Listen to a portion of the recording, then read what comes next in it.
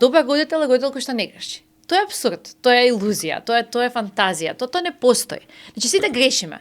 Знаете како човечки да се греши. На крајот од денот ние сме луѓе, нели? Не сме семокни. Само еден е безгрешен, како Така Господ, е. нели? Добро родителство значи родителство кое што има правила и граници, каде што точно се знае кој е родител, кој е дете. Бидејќи многу често во модерните семејства вие гледате парентификација на детето. Детето мамата да има како родител на родителите и он одлучува што ќе се прави во тоа семејство, делегира мок и тоа може да на 4 години се случи, на 5 години на детето. Вие му давате толку многу мок на некој кој што се уште нема постигната мозачна контрола. Значи го оптеретувате, тоа не е. А знаете како тоа го прават родителите со една цел да не ги отфрли детето, да ги сака, а усуштина детето секако ќе ги сакаат родителите. Тоа е нешто кое што топло го кажам на родителите секогаш.